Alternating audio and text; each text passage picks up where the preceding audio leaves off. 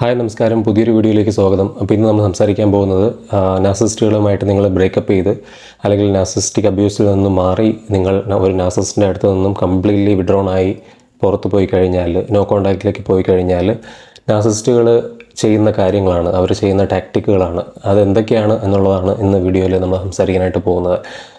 നിങ്ങൾക്കറിയാമല്ലോ, ഒരു ഡോർ അടച്ചിട്ട് പോകുന്ന പോലെ എളുപ്പമല്ല ഒരു നാർസിസ്റ്റിൻ്റെ കയ്യിൽ നിന്നും കംപ്ലീറ്റ്ലി വിഡ്രോൺ ആയിട്ട് വരിക എന്നുള്ളത്. അല്ലെങ്കിൽ ഒരു ലോങ് ടേം നാർസിസ്റ്റിക് അബ്യൂസ് കഴിഞ്ഞിട്ട് അതിൽ നിന്നും നോ കോൺടാക്റ്റിലേക്ക് വന്നിട്ട് ജീവിക്കുക എന്ന് പറയുന്നത് വളരെ എളുപ്പമുള്ളൊരു കാര്യമല്ല. കാരണം നാർസിസ്റ്റുകൾ പലതരത്തിലുള്ള ടാക്ടിക്കുകൾ ഉപയോഗിക്കുന്നവരാണ്. നിങ്ങൾ ഒരു റിലേഷൻഷിപ്പിൽ നിന്നും അവരുമായിട്ടുള്ള റിലേഷൻഷിപ്പ് ബ്രേക്കപ്പായി പോയി കഴിഞ്ഞാൽ പ്രഡിക്റ്റബിൾ ആയിട്ടുള്ള വളരെയധികം മാനിപ്പുലേറ്റീവ് ആയിട്ടുള്ള ടാക്ടിക്കുകൾ അവർ ഉപയോഗിക്കും. അതെന്തൊക്കെയാണ്, എങ്ങനെയൊക്കെയാണ് അവർ തിരിച്ചറിയുന്നത്, എങ്ങനെയാണ് അത് ഡീൽ ചെയ്യേണ്ടത്, നിങ്ങളുടെ മുന്നോട്ടുള്ള വെൽബീയിങ്ങിൽ, മുന്നോട്ടുള്ള യാത്രയിൽ, മുന്നോട്ടുള്ള ഹീലിംഗ് ജേണിയിൽ ഇത് നിങ്ങളെ അഫക്റ്റ് ചെയ്യാത്ത തരത്തിൽ, അല്ലെങ്കിൽ ഇത് മനസ്സിലാക്കി ഇതിൽ നിന്നും മാറി, അല്ലെങ്കിൽ ഇത് കൃത്യമായിട്ട് ഹാൻഡിൽ ചെയ്ത് എങ്ങനെയാണ് മുന്നോട്ട് പോകേണ്ടത് എന്നുള്ളതാണ് കൃത്യമായിട്ട് ഇന്നത്തെ വീഡിയോയിൽ നമ്മൾ സംസാരിക്കാനായിട്ട് പോകുന്നത്. നിങ്ങൾക്കറിയാമല്ലോ, നാർസിസിസ്റ്റ് എന്ന് പറയുന്നത് കൺട്രോൾ ചെയ്യുന്നതിലും അറ്റൻഷൻ നേടിയെടുക്കുന്നതിലും വളരെയധികം ത്രൈവ് ചെയ്യുന്നവരാണ്, അല്ലെങ്കിൽ വളരെയധികം അത് ആഗ്രഹിക്കുന്നവരാണ്, അല്ലെങ്കിൽ എപ്പോഴും അത് ഡിമാൻഡ് ചെയ്തുകൊണ്ടിരിക്കുന്നവരാണ്. അപ്പോൾ പെട്ടെന്ന് നിങ്ങൾ എന്താ പറയുന്നത്, നോ കോൺടാക്റ്റിലേക്ക് പോകുമ്പോൾ നിങ്ങൾ അവരുടെ സപ്ലൈ അങ്ങ് എടുത്തുകൊണ്ട് പോവുകയാണ്. അപ്പോൾ ശരിക്കും അവരുടെ ആ ഒരു കൺട്രോൾ ചെയ്യാനുള്ള ഒരു ടെൻഡൻസീസും അവർക്ക് കൃത്യമായിട്ട് കിട്ടിക്കൊണ്ടിരിക്കുന്ന അറ്റൻഷൻസും ഒറ്റയടിക്ക് കട്ടാവുകയാണ് അവിടെ സംഭവിക്കുന്നത്. നോ കോൺടാക്റ്റിൽ പോയാൽ നിങ്ങളെ തിരിച്ചെടുക്കാനുള്ള നാർസിസ്റ്റുകളുടെ ഒന്നാമത്തെ ടാക്ടിക്കാണ് ഹൂവറിംഗ് എന്ന് പറയുന്നത്. നിങ്ങൾക്കറിയാമല്ലോ, ഹൂവറിങ്ങിനെ പറ്റിയിട്ട് ഈ ചാനലിൽ തന്നെ ഞാനൊരു സെപ്പറേറ്റ് വീഡിയോ ചെയ്തിട്ടുണ്ട്. അത് കണ്ടിട്ടില്ലാത്തവരാണെങ്കിൽ ഞാൻ പിൻ ചെയ്ത് വെക്കുമ്പോൾ ഒന്ന് കണ്ടു നോക്കുക. ഇവരുടെ ഹൂവറിംഗ് ടാക്ടിക്കിൻ്റെ ഭാഗമായിട്ട് വളരെ താഴ്മയായി നിങ്ങളോട് ക്ഷമ ചോദിക്കുകയും ഞാൻ ചേഞ്ച് ആകാമെന്ന് നിങ്ങൾക്ക് പ്രോമിസ് തരികയും ഒക്കെ ഇവർ ചെയ്യും.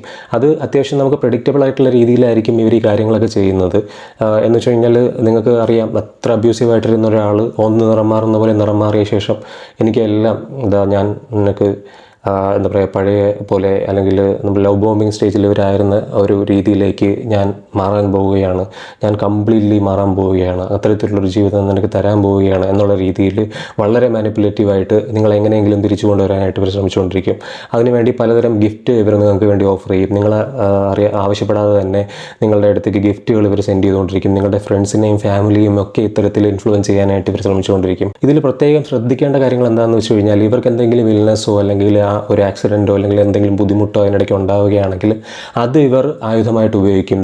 എനിക്കിത് ഉണ്ടായിക്കഴിഞ്ഞു, അല്ലെങ്കിൽ ഇപ്പോൾ എനിക്ക് വല്ലാത്തൊരു ബുദ്ധിമുട്ടിലൂടെയാണ് ഞാൻ കടന്നു പോകുന്നത്, വല്ലാത്തൊരു പ്രതിസന്ധിയിലൂടെ ഞാൻ കടന്നു പോവുകയാണ്, അതുകൊണ്ട് തന്നെ എന്നിൽ മാറ്റം ഉണ്ടായിട്ടുണ്ട്, പഴയ ഞാനല്ല ഇപ്പോഴത്തെ ഞാൻ വളരെയധികം ചേഞ്ച് ആയിട്ടുണ്ട്. അപ്പോൾ നീ തിരിച്ചു വന്നു കഴിഞ്ഞാൽ നമ്മളൊരു പുതിയ ജീവിതമായിരിക്കും നയിക്കാനായിട്ട് പോകുന്നത്. പഴയ ചാപ്റ്റർ നീ ക്ലോസ് ചെയ്തേക്ക്, നമ്മളൊരു പുതിയ ചാപ്റ്റർ തുറക്കാൻ പോവുകയാണ്, പുതിയൊരു പുസ്തകം, നമ്മുടെ ജീവിതത്തിലെ പുതിയൊരു ഏട് ഇനി തുടങ്ങാൻ വേണ്ടി പോവുകയാണ് എന്നൊക്കെ തരത്തിൽ വളരെയധികം കാവ്യാത്മകമായിട്ടും വളരെയധികം മാനിപ്പുലേറ്റീവായിട്ടും എങ്ങനെയെങ്കിലും നിങ്ങൾ തിരിച്ചു കൊണ്ടുവരാൻ വേണ്ടിയിട്ട് ഈ ഓരോ കാര്യങ്ങളും ഇവർ ഉപയോഗിച്ചുകൊണ്ടിരിക്കും. പിന്നെ നിങ്ങളുടെ പാരൻസിനെ കയ്യിലെടുക്കാൻ വേണ്ടിയിട്ട് മാക്സിമം ശ്രമിച്ചുകൊണ്ടിരിക്കുക. നിങ്ങൾ വർക്ക് ചെയ്യുന്നൊരു സ്ഥാപനത്തിലാണെങ്കിലും നിങ്ങളുടെ വീട്ടിലാണെങ്കിലും നിങ്ങൾ എവിടെയാണ് താമസിക്കുന്നത് അവിടെയെങ്കിലും എങ്ങനെയെങ്കിലും എത്തിപ്പെടാൻ വേണ്ടി ശ്രമിച്ചുകൊണ്ടിരിക്കുക.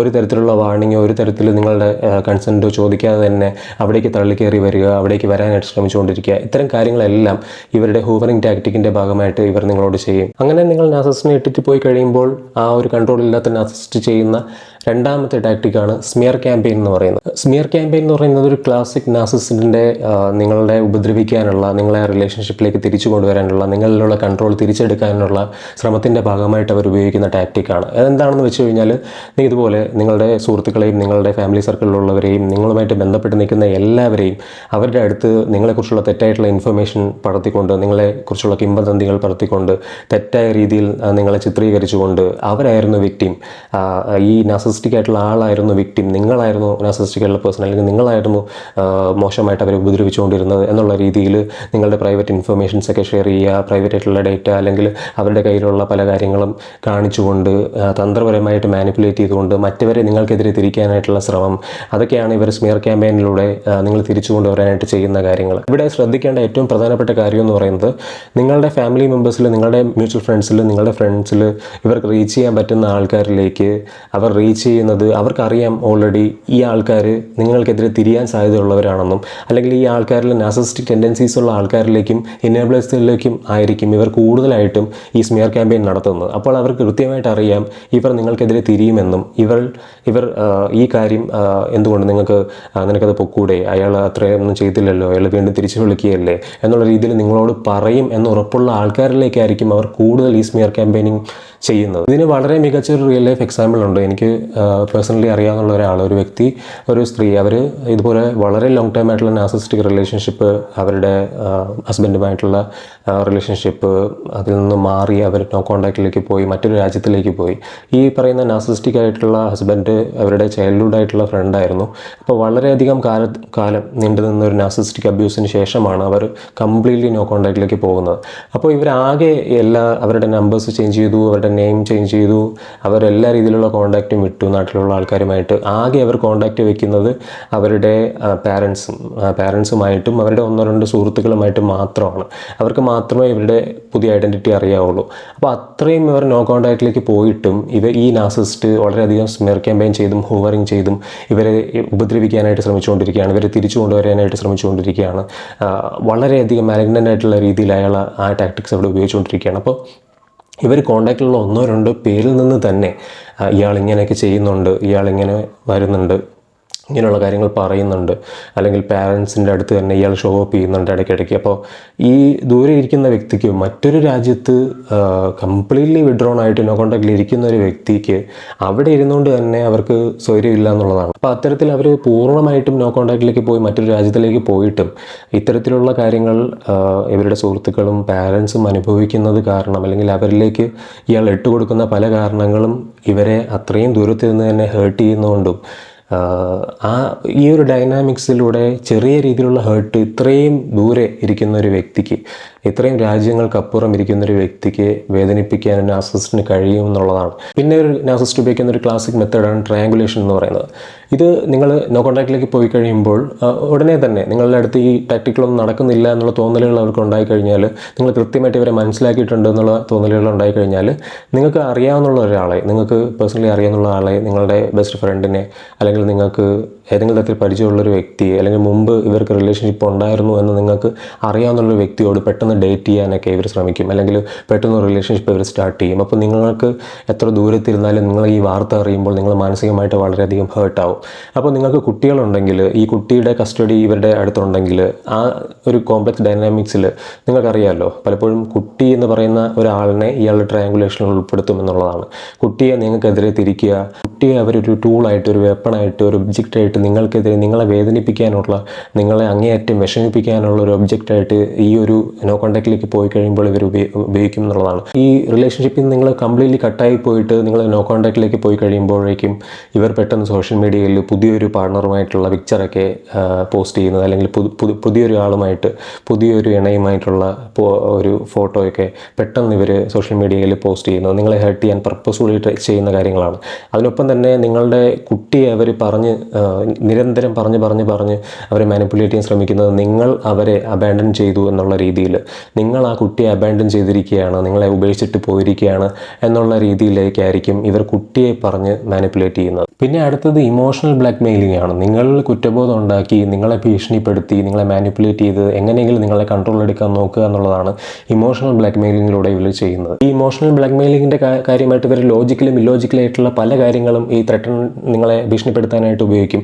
അപ്പോൾ അതിൻ്റെ ഭാഗമായിട്ട് അവർ നിങ്ങളെ പ്രോപ്പർട്ടി അല്ലെങ്കിൽ നിങ്ങളുടെ ഫിനാൻഷ്യൽ ആയിട്ടുള്ള ഗെയിന് ഇവർ നശിപ്പിക്കുമെന്നും അവർ സ്വയം ആത്മഹത്യ ചെയ്യുമെന്നും ഇപ്പോൾ തന്നെ ഞാൻ മരിക്കാൻ പോവുകയാണ് എന്നുള്ള രീതിയിലേക്കും നിങ്ങളെ ഭയങ്കരമായിട്ട് പേടിപ്പിക്കുന്ന തരത്തിലുള്ള ഇമോഷണൽ ബ്ലാക്ക് മെയിലിംഗ് അവർ ചെയ്യും. ഞാൻ സ്വയം മരിക്കാൻ പോവുകയാണ്, നിനക്കെതിരെ ഞാൻ ലീഗലി മൂവ് ചെയ്യും, നിനക്കെതിരെ ഞാൻ വക്കീലുമായിട്ട് വന്ന് ലീഗലി നിനക്കെതിരെ വലിയ ആക്ഷൻ ഞാൻ എടുക്കും, നീയാണ് പ്രശ്നക്കാരി, നീയാണ് ബുദ്ധിമുട്ടുണ്ടാക്കി, എന്നിട്ട് നീ എല്ലാ ആരോപണങ്ങളും എനിക്കെതിരെ ഉപയോഗിക്കുകയാണ്, നിൻ്റെ ഫിനാൻഷ്യൽ പൊസിഷൻസ് എൻ്റെ കയ്യിലുള്ളതൊക്കെ ഞാൻ നശിപ്പിക്കും, അതൊക്കെ താറുമാറാക്കും, നിൻ്റെ ഫാമിലി ഞാൻ കുട്ടിച്ചോറാക്കും, നിൻ്റെ ഇവിടെയുള്ള ബാക്കിയുള്ള ആൾക്കാരെ എല്ലാം ഞാൻ വേദനിപ്പിക്കും, അത് ചെയ്യും ഇത് ചെയ്യും എന്നുള്ള രീതിയിൽ പലപ്പോഴും നിങ്ങൾ ആ ഒരു ടൈസ് കട്ട് ചെയ്ത് കംപ്ലീറ്റ്ലി മാറി നിൽക്കുന്ന ഇനീഷ്യൽ സ്റ്റേജിലായതുകൊണ്ട് തന്നെ നിങ്ങൾ വളരെയധികം പരിഭ്രാന്തരാവാനും വിഷമിക്കാനും നെർവസ് ആവാനും ഒക്കെ സാധ്യതയുണ്ട് ഇത്തരത്തിലുള്ള ത്രെട്ടൺ കേൾക്കുമ്പോൾ തന്നെ. അപ്പോൾ ഇവരുടെ ഈ ടാക്ടിക്കുകൾ ഈ ഒരു ഇമോഷണൽ ബ്ലാക്ക് മെയിലിംഗിൽ നിന്നും ചെയ്യുന്നതാണ് എന്നുള്ളത് മനസ്സിലാക്കിയിരിക്കേണ്ടത് വളരെയധികം അത്യാവശ്യമുള്ള കാര്യമാണ്. ഇത്തരം സാഹചര്യങ്ങൾ നല്ല രീതിയിൽ നല്ല എഫിഷ്യൻ്റായിട്ട് ഡീൽ ചെയ്യുന്നതിന്. പിന്നെ ഇവരുടെ സ്ഥിരം ഐറ്റം വിക്ടിം കാർഡ് എടുക്കുക എന്നുള്ളതാണ്. വിക്ടിം കാർഡ് പ്ലേ ചെയ്യുക, ഞാനാണ് വിക്ടിം എന്നുള്ള രീതിയിൽ അവതരിപ്പിച്ച് കാണിക്കുക, അല്ലെങ്കിൽ പ്രസൻറ്റ് ചെയ്ത് കാണിക്കുക.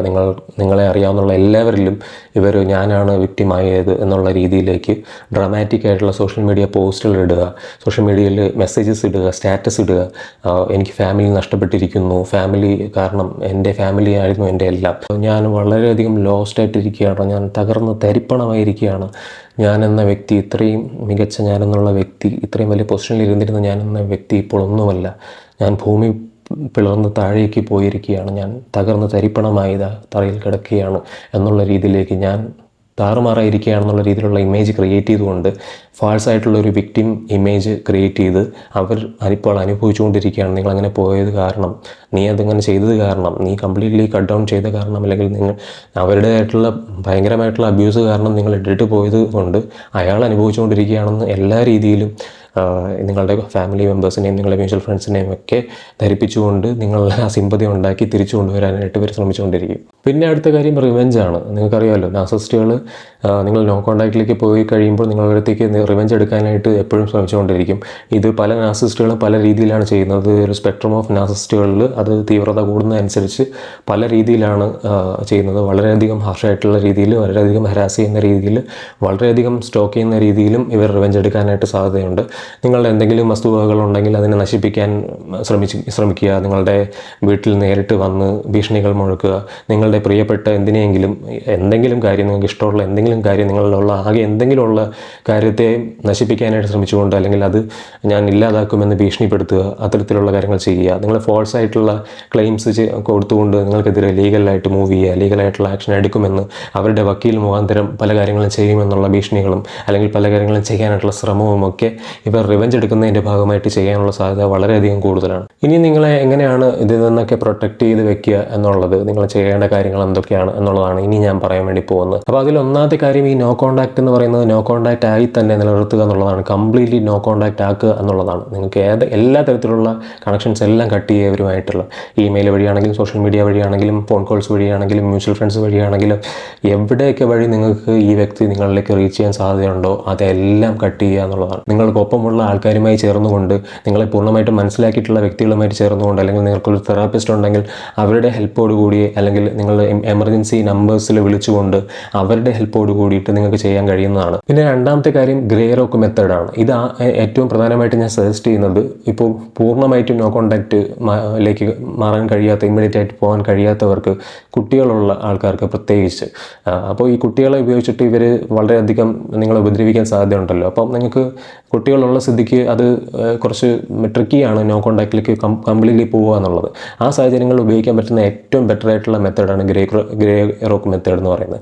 ഈ ഗ്രേ റോക്ക് മെത്തേഡ് എന്ന് പറയുന്നത് ഈ പറയുന്ന പോലെ നിങ്ങൾ എന്ത് പറഞ്ഞാലും നിങ്ങൾ ഏക്കില്ല എന്നുള്ള രീതിയിൽ, അതായത് നിങ്ങളൊരു ഗ്രേ റോക്കാണ്, നിങ്ങളൊരു പാറയാണ് എന്നുള്ള രീതിയിൽ നിങ്ങൾ സ്വയം സങ്കല്പിച്ചുകൊണ്ട് ഇവരെന്ത് നിങ്ങൾക്കെതിരെ ഉപയോഗിച്ചാലും അതൊന്നും എന്നെ ഏക്കാൻ പോകുന്നില്ല, എൻ്റെ തട്ടി അങ്ങ് പോവുകയാണ് എന്ന് ഇമാജിൻ ചെയ്തുകൊണ്ട് ആ ഒരു ലെവലിലേക്ക് നിങ്ങളെ തന്നെ ബിൽഡ് ചെയ്തുകൊണ്ട് വരിക എന്നുള്ളതാണ്. ഇവരുമായിട്ടുള്ള കമ്മ്യൂണിക്കേഷൻ വളരെ ഷോർട്ട് ആക്കുക, വളരെ ബ്രീഫ് ആക്കുക, വളരെ ഫാക്ച്വൽ ആക്കുക.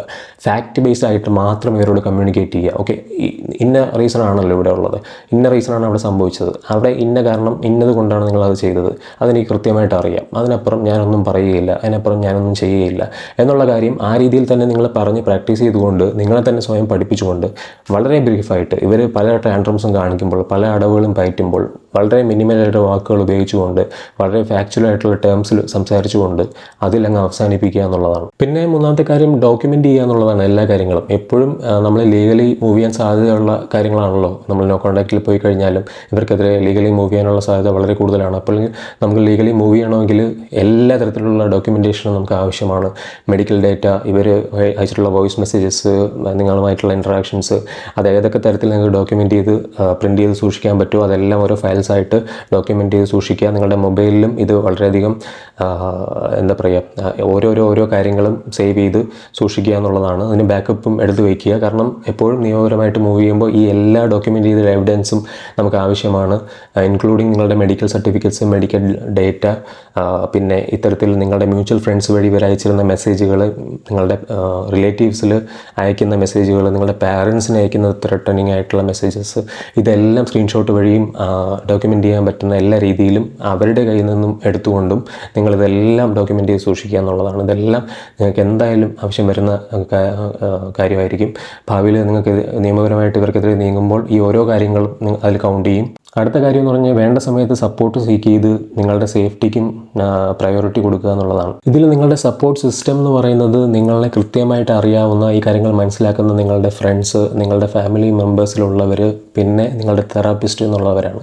ഇത് 1, 2, 3 പേരാണെങ്കിലും ഈ ആൾക്കാരെയാണ് നിങ്ങളുടെ ബലം അല്ലെങ്കിൽ നിങ്ങളുടെ സപ്പോർട്ടായിട്ട് സൂക്ഷിക്കേണ്ടത്. ഇനി അങ്ങോട്ടുള്ള യാത്രയിൽ നിങ്ങളുടെ കൂടെ ചേർത്ത് നിർത്തേണ്ടത് ഈ ആൾക്കാരെയാണ്, ഇതിലുള്ള ആൾക്കാരെയാണ്. അപ്പോൾ അത് ഏതൊക്കെ ആൾക്കാരാണെന്ന് നിങ്ങൾക്ക് തന്നെ കൃത്യമായിട്ട് അറിയുന്നുണ്ടായിരിക്കും. അവരെ മാത്രം നിങ്ങൾ കൂടെ നിർത്തുക. അപ്പോൾ അവർക്കും ഈ കാര്യങ്ങളൊക്കെ അറിവുള്ളതായതുകൊണ്ട് തന്നെ ഈ ഇത്തരത്തിൽ ഹൂവറിങ് ടാക്ടിക്കുകളും സ്മിയർ ക്യാമ്പയിനിങ്ങും ഒക്കെ അവർക്കെതിരെ നടത്തിയാലും അവർക്കത് മാനേജ് ചെയ്യാൻ പറ്റും. പ്രത്യേകിച്ച് ഒരു തെറാപ്പിസ്റ്റിൻ്റെ ഹെൽപ്പ് നിങ്ങൾ എടുത്തു കഴിഞ്ഞാൽ പ്രൊഫഷണൽ ആയിട്ടുള്ള തെറാപ്പിസ്റ്റ് ഇതെല്ലാം മാനേജ് ചെയ്യാൻ, ഇതെല്ലാം കാര്യത്തെക്കുറിച്ചും കൃത്യമായിട്ടുള്ള അറിവുള്ളവരായിരിക്കും. അപ്പോൾ പെട്ടെന്ന് തന്നെ നിങ്ങൾക്ക് എക്സ്പെർട്ടായിട്ടുള്ള അഡ്വൈസ് എടുത്തുകൊണ്ട് ഒരു സിറ്റുവേഷൻ എങ്ങനെയാണ് നേരിടേണ്ടതെന്ന് മനസ്സിലാക്കാനും അതിൽ വ്യക്തമായിട്ട് ഗൈഡൻസ് നേടിയെടുത്തുകൊണ്ട് എത്തരത്തിൽ മുമ്പോട്ട് പോകാനാണ്, ഏത് സ്റ്റെപ്പാണ് ഏറ്റവും എഫിഷ്യൻ്റ് ആയിട്ടുള്ള സ്റ്റെപ്പ് എന്ന് മനസ്സിലാക്കി അതെടുത്തുകൊണ്ട് വളരെ പെട്ടെന്ന് ഈ കാര്യങ്ങൾ മറികടന്ന് മുന്നോട്ട് പോകാനും ഒരു തെറാപ്പിസ്റ്റിൻ്റെ ഒരു എക്സ്പെർട്ടായിട്ടുള്ള ഒരു അഡ്വൈസ് നിങ്ങൾക്ക് ഹെൽപ്പ് ചെയ്യും. നാർസിസിസ്റ്റ് പ്രഡിക്റ്റബിൾ ആണ് പല കാര്യങ്ങളും, പക്ഷേ അൺപ്രഡിക്റ്റബിൾ ആണ് ഒരുപാട് കാര്യങ്ങളിൽ. അതുകൊണ്ട് തന്നെ അതെപ്പോഴും മനസ്സിൽ വെക്കുക. നിങ്ങൾക്ക് എൻഗേജ് ചെയ്യാനുള്ള ഒരു ത്വര ഉണ്ടായിരിക്കും. വീണ്ടും ഇവരെ 2 കൊടുക്കാം, 2 പഠിപ്പിക്കാം, 2 കാട്ടിക്കൊടുക്കാം എന്നുള്ള ഒരു ഇത് നിങ്ങളുടെ ഉള്ളിൽ ആ ഒരു ഫയർ ഉണ്ടായിരിക്കും. പക്ഷേ അതൊരു തരത്തിലും നമ്മളെ ഈ പറയുന്ന ഹെൽപ്പ് ചെയ്യില്ല എന്നുള്ളത് മനസ്സിലാക്കുക. പ്രത്യേകിച്ച് നിങ്ങൾക്ക് ട്രോമ ഇൻഡ്യൂസ്ഡ് ആയിട്ടുള്ള റിയാക്ഷൻസ് നിങ്ങളിൽ ഉണ്ടാകുന്നതുകൊണ്ട് തന്നെ നിങ്ങൾ ഇത്തരത്തിൽ എന്തെങ്കിലും ശ്രമിച്ചു കഴിഞ്ഞാൽ അവരിൽ നിന്നും ഉണ്ടാകുന്ന റിയാക്ഷൻസ് നിങ്ങൾക്ക് പ്രെഡിക്റ്റ് ചെയ്യാൻ പറ്റില്ല എന്നുള്ളതുകൊണ്ട് തന്നെ, കാരണം അത് പ്രെഡിക്റ്റ് ചെയ്യാത്ത കാര്യങ്ങൾ അവർ ചെയ്യാൻ സാധ്യതയുണ്ട് എന്നുള്ളതും കൊണ്ട് തന്നെ ഈ കാര്യങ്ങൾ ഡിസെൻഗേജ്ഡ് ആയിട്ട് ഇരിക്കുക. ഒരു തരത്തിലുള്ള അൺനെസസറി ആയിട്ടുള്ള എൻഗേജ്മെൻറ്റ് അവർക്ക് കൊടുക്കരുത്. അത് അവരെ ഫീഡ് ചെയ്യുകയുള്ളൂ, അവരുടെ ഈഗോയെ ഫീഡ് ചെയ്യുകയുള്ളൂ.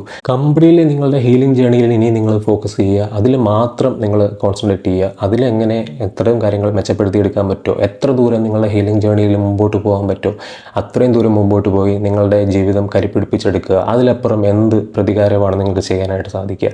അത് തന്നെയാണ് ഒരു നാർസിസിസ്റ്റിന് കൊടുക്കേണ്ട ഏറ്റവും നല്ല മറുപടി. നിങ്ങളെ ഫുള്ളി ഹീൽഡായി പുതിയൊരു വ്യക്തിയായിട്ട് നിങ്ങൾ പഴയ ജീവിതം തിരിച്ചു പിടിച്ചുകൊണ്ട് നിങ്ങളുടെ അംബിഷൻസ്, നിങ്ങളുടെ ആഗ്രഹങ്ങൾ, നിങ്ങളുടെ പാഷൻ ഇതെല്ലാം ചെയ്യുന്ന തരത്തിലേക്ക് നിങ്ങൾ ഒറ്റയ്ക്ക് ഇൻഡിപെൻഡൻ്റായിട്ട് ഉയർന്നു വന്നു കഴിഞ്ഞാൽ ഇതിലും വലിയൊരു പ്രതികാരം വേറെ ചെയ്യാനുണ്ടാവില്ല. അപ്പോൾ ഇത്രയും പറഞ്ഞുകൊണ്ട് ഇന്നത്തെ വീഡിയോ ഞാൻ അവസാനിപ്പിക്കുകയാണ്. നിങ്ങൾക്ക് ഈ വീഡിയോ ഉപകാരപ്പെട്ടിട്ടുണ്ടെന്ന് വിചാരിക്കുന്നു. മാക്സിമം നിങ്ങൾക്കറിയാവുന്ന ആൾക്കാരിലേക്ക് ഈ വീഡിയോ ഷെയർ ചെയ്ത് കൊടുക്കുക, എല്ലാവരിലേക്കും ഇത് എത്തിക്കുക. സബ്സ്ക്രൈബ് ചെയ്ത് ഈ ചാനലിനെ സപ്പോർട്ട് ചെയ്യുക. അപ്പോൾ പുതിയൊരു വീഡിയോ ആയിട്ട് നമുക്ക് ഉടനെ തന്നെ വീണ്ടും കാണാം. അതുവരെ നിങ്ങൾക്ക് എല്ലാവർക്കും ബൈ.